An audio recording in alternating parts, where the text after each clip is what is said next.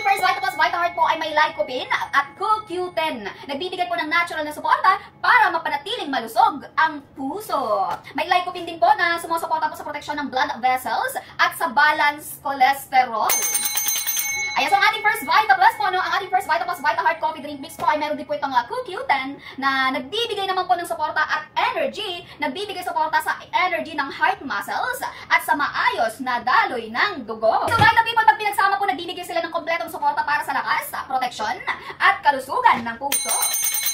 Ayan, so sa lahat ng Vita People po, ayan, so sa lahat ng Vita People, so ang lycopene po, ang lycopene ay isang natural na antioxidant na matatagpuan sa sa mga pulang prutas tulad po ng kamatis. Nagbibigay rin po ito ng support sa puso sa pamamagitan ng pagtulong sa pagprotekta sa blood vessels laban po sa free radicals. May suporta rin po ito sa pagpapanatili ng maayos na cholesterol level na mahalaga po sa malusog na daloy ng dugo. At dahil antioxidant po ito, nagbibigay ito ng pangkalahatang suporta sa cardiovascular health. Yun, ang CoQ10 naman po, no? Ito po ay isang compound na natural na ginagawa ng katawan at mahalaga sa paggawa po ng enerhiya ng cells, lalo na sa kalamnan po ng ating puso, no? Nagbibigay ito ng suporta sa heart muscle upang gumana ng maayos at may sapat na lakas. May papel din ito sa pagsuporta sa normal po na blood pressure at maayos na circulation bilang antioxidant. Nagbibigay ito ng dagdag na suporta sa cells ng puso laban po sa stress at pagkasira. No? Meron din po itong blend ng 5-power herb at malunggay, daw ng sili, saluyot, oray at talbos ng kamote. Po, no? Meron po malunggay. Yan, ulitin po natin ang benepisyo na meron ang malunggay na nandito po sa Vita Heart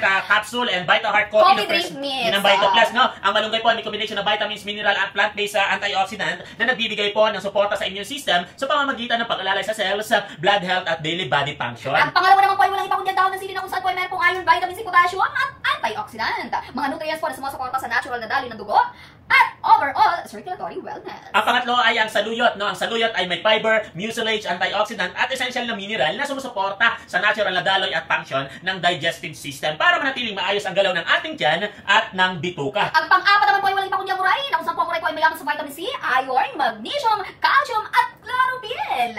Mga nutrients po na sumusuporta sa maayos na panghinga at sa overall wellness ng respiratory system. Yun! Ang pangina naman ay ang talbos ng kamote. Ang talbos ng kamote ay may taglay na vitamin B6, magnesium, iron at antioxidant na sumusuporta sa natural na function at kalusugan ng nervous system para maayos ang paggalaw, pag-iisip at coordination. Ang first Vita Plus Vita Heart Coffee Drink Mix ay meron po itong stevia, Vita People. Hindi lamang po lycopene, hindi lang po CoQ10, kundi ito rin po ay may stevia.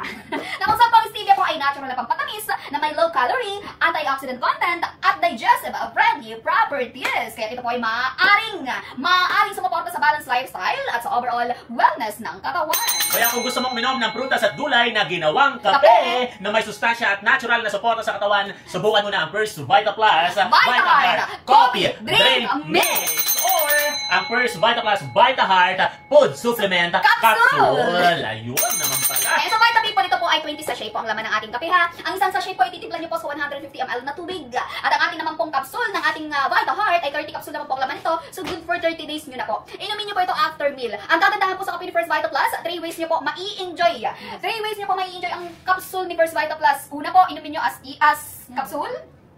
Pangalawa po, as tea. Yung capsule po, ilalagay nyo lang siya sa mainit na tubig. Ano na po siya, seconds lang, tunaw na siya, ganon. Okay? So, pangatlo naman po, para ma-enjoy mo ang pag-inom ng capsule ni First Vita Plus, pwede nyo po buksan ang capsule at ibulog po sa paborito nyo po pagkain at inumin. Kaya naman sa lahat ng Vita People, go for the check-out nyo na po ang ating Vita Heart para naman na healthy heart, healthy you!